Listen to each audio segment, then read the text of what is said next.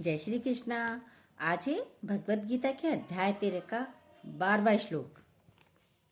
जो जानने योग्य है तथा जिसको जानकर मनुष्य परमानंद को प्राप्त होता है, उसको भली भांति कहूँगा। वह अनादि वाला परम ब्रह्म न सत ही कहा जाता है और न असत ही। क्या मतलब है इसका, सुनिए। कल हमने बोला था जो जानने योग्य है तथा जिसको जानकर मनुष्य परम आनंद को प्राप्त करता है, उसको भली भांति कहूँगा। ये हमने कल सुन लिया। और आज है वह अनादि वाला परम ब्रह्म न सत ही कहा जाता है और न असत ही। तो सुनिए ध्यान से। भगवान का न आदि है न अंत है। आदि मतलब आरंभ, क्योंकि हर एक के अंदर प्रश्न उठता है, हम कौन हैं, भगवान कौन है। हम पैदा हुए, हमारे पिता पैदा हुए, अब उनके भी पिता पैदा हुए, हमारे दादा भी पैदा हुए, फिर बोलेंगे भगवान को किसने पैदा किया। सब यही बोलते हैं ना। गुरुजी ने बोला तुम स्वयं भू हो। वही चीज इसमें आदि है, अनादि वाला परम ब्रह्म न सत है न असत है। आज बहुत गूढ़ रहस्य है, जिसको ध्यान पूर्वक सुनिएगा। न सत है न असत्य। कैसे?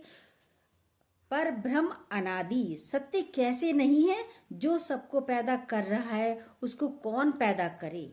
सारी सृष्टि को उत्पन्न किसने किया? परमात्मा ने, ब्रह्म ने। अब उस ब्रह्म को कैसे समझें? ये बड़ी समस्या आती है सबके सामने, क्योंकि जो समझने की बुद्धि दे रहा है, आप अपनी बुद्धि से ही समझना चाहते हैं।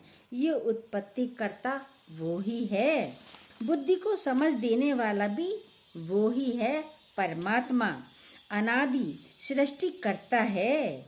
गुरुजी कहते हैं आपने गुड़िया बनाई, कंप्यूटर बनाया, रोबोट बनाया, जो भी चीज़ आपने बनाई हैं, आप कंप्यूटर को जानते हो, आप रोबोट को भी जानते हो, पर क्या कंप्यूटर रोबोट आपको जानता है? नहीं जानता। तो अंदर में ये प्रश्न उठता है, वो कौन है? अनादि है, जिसका अंत नहीं है, जिसका आरंभ भी नहीं है, जिसको बोलते हैं आद सच जुगाद सच, है भी सच, नानक होसी भी सच। वो है ही है, जिसका आरंभ नहीं है, उसका अंत कैसे होगा? बहुत ऊंची बातें हैं। जिन्होंने अपनी बुद्धि लगाई उन्होंने ब्रह्मा विष्णु बना दिए। वही ब्रह्मा है, सृष्टि को बनाने वाला, वही पालने वाला है, फिर वही संहार करते हैं। शिव जी हैं। ब्रह्मा विष्णु महेश अलग नहीं हैं, वही हैं, एक ही हैं। अनादि न अंत है, अनादि है, अंत नहीं है ही है। जैसे एक यंग लड़का नदी के किनारे बैठा था, शांत वातावरण था, आकाश की छवि नदी पर पड़ रही थी। वो देख रहा था। अब वो बोले आसमान ये भी है और आसमान ये भी है। दोनों को बोल रहा है, आसमान ये भी है, आसमान वो भी है। पूरा आसमान दिख रहा है। अब उसको क्या बोलेंगे बताओ? क्या बोलेंगे? आसमान ऊपर भी है और कंफ्यूज हो रहा है। वहीं से संत एक गुजर के जा रहा था, सोचा ये तो बता ही देंगे, संत हैं। संत से पूछा ये क्यों, ये दिख रहा है क्या है? संत ने पूछा क्या दिख रहा है? बोला संत भी अलग तरह से समझाते हैं। संत ने एक पत्थर उठाया, पानी में नदी में डाल दिया। जो परछाई बन रही थी वो हट गई, गायब हो गई। जल स्थिर था तब दिख रहा था। बोले ये नहीं है, पर जो ऊपर है वो तो है ही है।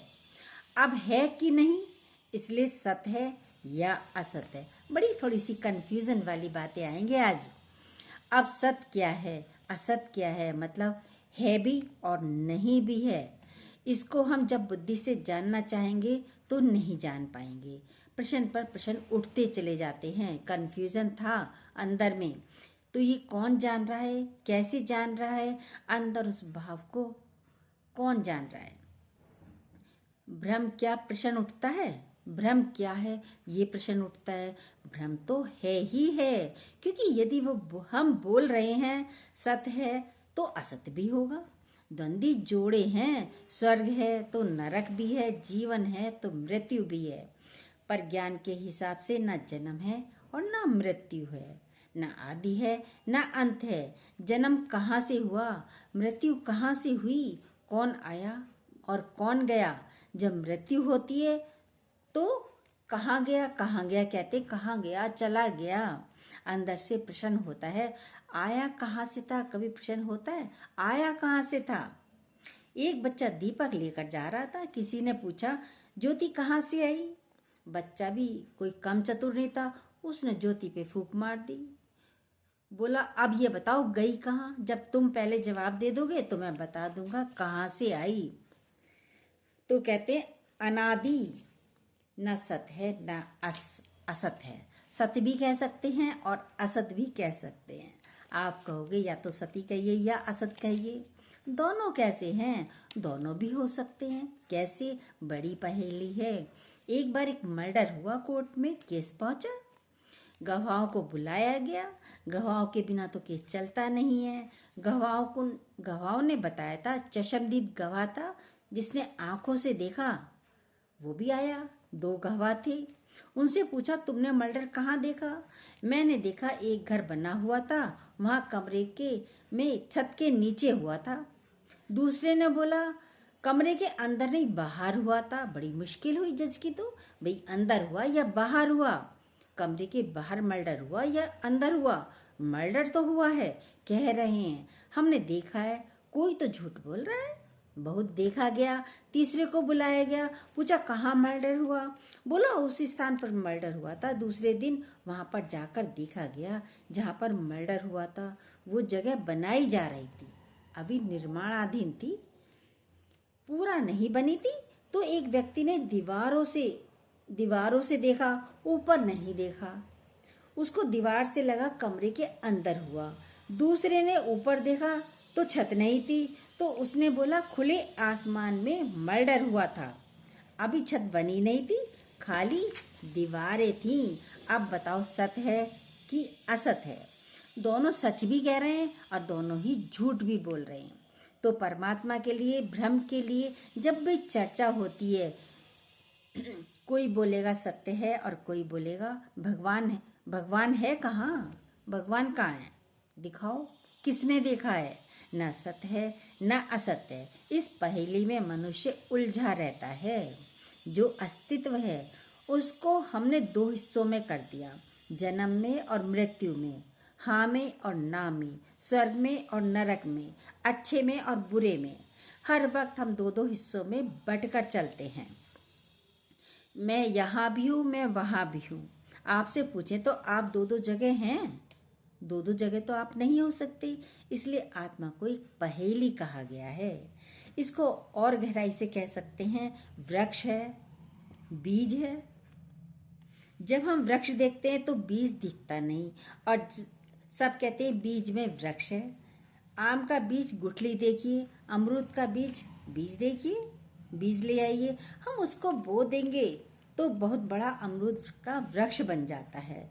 जब आप वृक्ष देख रहे हैं, अब उसमें देखिए बीज कहाँ है, बीज दिखाई नहीं देता। अब बीज है कि वृक्ष है, देखिए दोनों सत्य भी हैं, दोनों असत भी हैं। नहीं दिख रहा है बीज तो असत हो गया, बीज में देख रहे हैं तो वृक्ष नहीं है, बीज में वृक्ष नजर नहीं आएगा। इसलिए बोला वो अनादि परम ब्रह्म न सत कहा जा सकता है और न असत कहा जा सकता है। हम बुद्धि से जानने का प्रयत्न करते हैं। गुरुजी कहते हैं बुद्धि को तो ताक पर रख दो। इसको हम बुद्धि के द्वारा नहीं जान सकते भगवान को, क्योंकि बुद्धि प्रमाण मांगती है। क्योंकि वो परमात्मा सत्तावान है, उसमें टिका जा सकता है, जाना नहीं जा सकता। जो भी दिख रहा है व्यापकता है उसकी, और जब आपने उसकी व्यापकता को जान लिया, खाली वो ही है जो दिख रहा है। वो इंद्रिय अतीत है, मतलब इंद्रियों से दूर है। हमारी इंद्रियों की एक सीमा होती है, वहीं तक हम देख पाते हैं। कान हमारे थोड़ी दूर तक की बातें ही सुन सकते हैं, ज़्यादा दूर की आवाज़ नहीं सुन सकते। तो उस असीम को हम कैसे पकड़ेंगे? इंद्रियों के द्वारा हम नहीं पकड़ सकते, तो कहते हैं है ही नहीं, पर वो है, उसकी सत्ता दिख रही है। आकाश है, आकाश को पकड़ना चाहता है हर व्यक्ति। पकड़ पाएंगे नहीं, कितना भी ऊपर होते चले जाएं तब भी आकाश और ऊपर है, छू नहीं पाएंगे। इसी तरह इंद्रियों द्वारा हम भगवान को नहीं देख सकते। एक व्यक्ति सुनसान जंगल से गुजर रहा था। उसको अचानक ही एक घड़ी मिली। घड़ी अभी चल ही रही थी, बंद नहीं हुई थी, टिक टिक कर रही थी। अंदाज हो गया अभी कोई यहाँ से गया है और उसके हाथ से ये घड़ी गिर गई है। ऐसे ही अस्थि भांति प्रिय बोलते हैं। है, अस्थि मतलब है, वो परमात्मा है। वृक्ष है या नहीं है, बीज है या नहीं है, न सत है न असत है। भाई वृक्ष है, दिखाई नहीं देता, बीज में दिखाई पड़, न सत है न असत है, दिखाई पड़ रहा है। परमात्मा अनंत है, इसको हम पकड़ नहीं सकते। परमानंद, जब हम खो गए तब परमानंद हैं, कोई व्यक्ति नहीं है। परमानंद कोई व्यक्ति नहीं है, परमानंद हम में ही है। बहुत अच्छी पिक्चर थी, जब आप खो गए तब आपको अच्छी लगी। नॉवेल बहुत अच्छा था, जब आप खो गए तब आपको अच्छा लगा। वो तो थोड़ी देर के लिए ही गुम होते हैं तो बोलते हैं बड़ा मज़ा आया, बड़ा आनंद आया। पिक्चर में, नॉवेल में, खेल में, क्योंकि हम गुम हो जाते हैं। ये तो परमानंद है। जब हम खुद को पूरा खो देंगे तभी परमानंद की प्राप्ति होगी। जब आप खोएं तो वो प्रकट हो जाएगा भगवान, उसके अलावा कुछ और है ही नहीं संसार में। जय श्री कृष्णा। जो न्यू हो प्लीज़ सब्सक्राइब कीजिएगा, बेल को दोबारा प्रेस जरूर कीजिएगा।